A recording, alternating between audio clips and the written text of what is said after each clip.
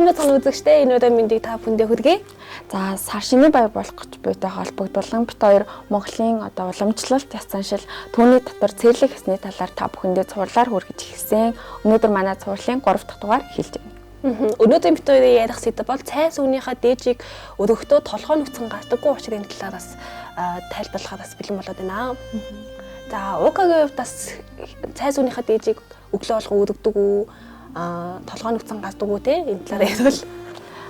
Би яг хөдөө байх үедээ бол цай сүүнийхээ дээжийг өргөдөг. Манай өвөө юм болохоор цай сүүнийхээ дээжийг өргөхдөө толгой нүцгэн гарч болохгүй шүү гэж хэлдэг. Тэгээд би гэртээ байгаа малгай ч юм уу эсвэл алчуур юм толгой дээрээ тавьж гардаг.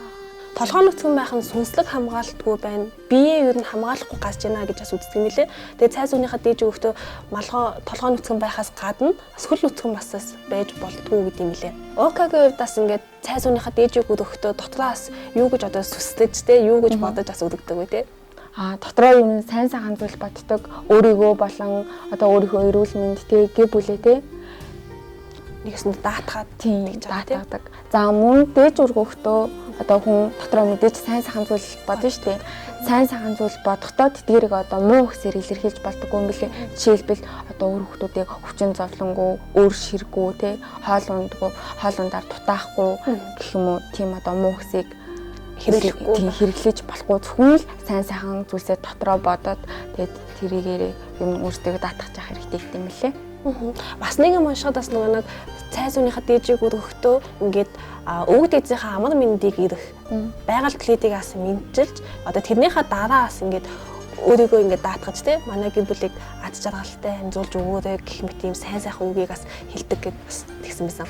Тэгээ мөн өглөө ингээд цайныхаа дээжийг өргөдөг штэ тэгвэл оройгоос өргөдөг юм лээ. Тэгээ тэр тухай сайн мэдгүй юм. Өглөө амиртайч нар гэх юм байгаль клетээ л өргөж юм гэж боддог штэ. Өглөө ингээд цай сүүнийхээ дээжийг өргөдөгтэй адилхан орой харуу бүрүү болонгоч гэсэн ингээд цай сүүнийхээ дээжийг өргөдөг юм байна. Учир нь юу вэ гэвэл өвөг дээдсүүд шүн орой харахгүй болох үед одоо бидний ертөнцид тийж үр хөвгтөө эргэж одоо биднийг муу муухай бүхнээс холдуулдаг гэж итгэдэг учраас бас орой ингээд цайныхаа дээжийг өргөдөг юм байна. Тэгээд ер нь бол сүү өргөдөг штэ. Тийм сүү өргөж байгаа нь эрэх замыг нь одоо сүүгээр гэрэлтүүлж тэднийг одоо дайлж байгаа нэг хэрэг гэж үздэг юм байна. Тэнгүүд бас нөгөө яг ингээд анзаарвал манай эмээ уугаас ингээд 7 бурхан одондоо бас ингээд сүү өргөд өгдөг штэ.